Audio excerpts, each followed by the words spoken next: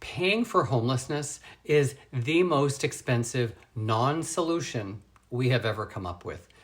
We pour money into the fallout of homelessness instead of the cause, and then we act confused when the problem grows. This is not philosophy. This is basic accounting. I'm Dr. Marcus Greatheart. I work in addiction medicine and street outreach on Vancouver Island. Most of my clinical time is spent with people the system only sees when things are falling apart. When you live in that world long enough, you see clearly how much money gets burned managing consequences instead of stability. Once you actually look at where the money goes, the picture of homelessness becomes very clear.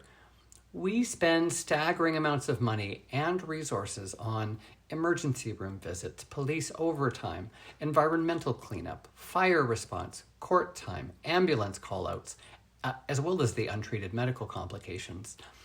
Healthcare costs alone carry the biggest price tag.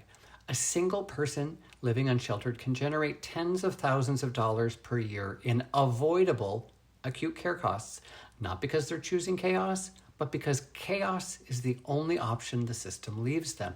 We will pay endlessly for crisis, but hesitate to pay for stability. It's backwards, but it's also predictable once you see how it all works.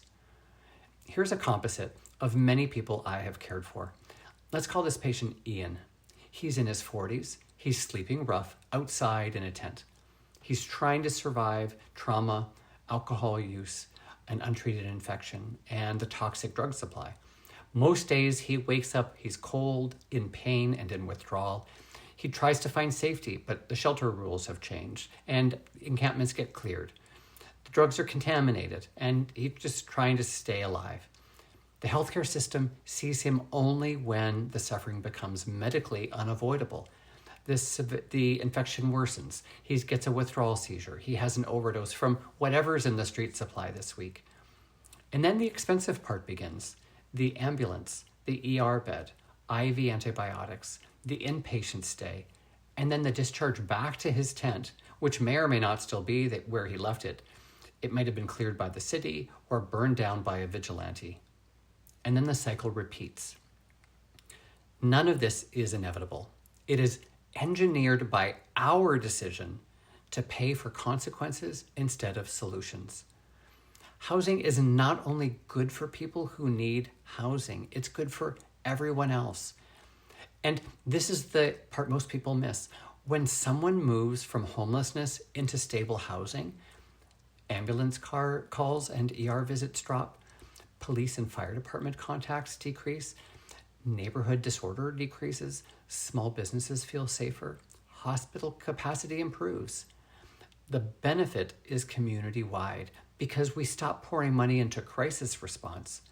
Housing frees up the resources everyone else relies on. If you have ever waited 8, 10, 12 hours in an ER, part of that wait was created by untreated homelessness. If your community feels stretched thin, part of that strain comes from spending public dollars on emergency level consequences instead of stability. The biggest myth is that homelessness is cheaper than housing.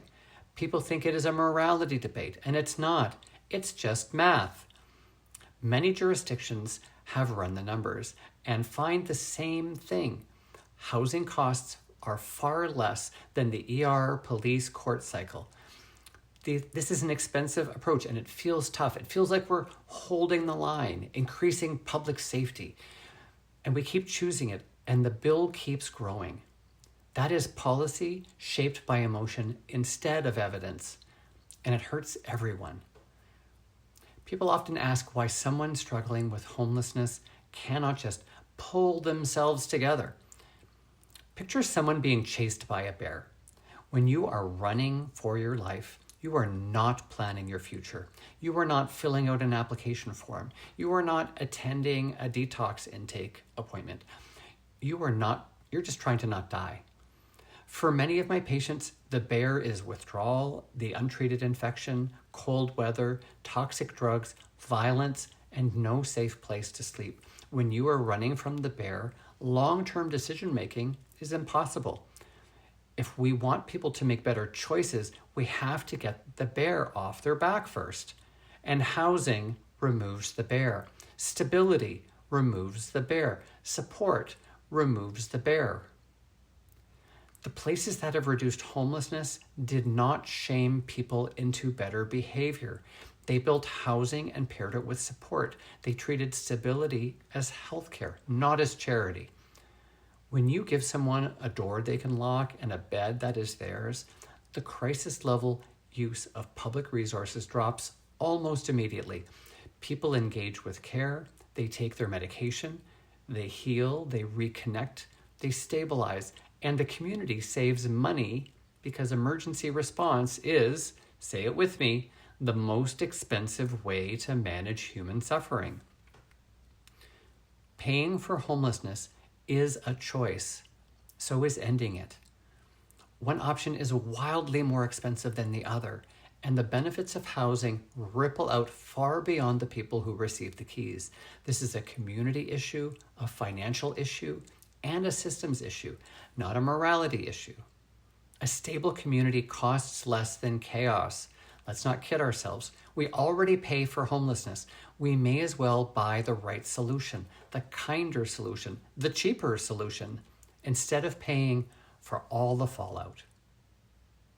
If this video shifted something in how you see this issue, consider passing it along, maybe to somebody who's never seen the cost of homelessness laid out in this way.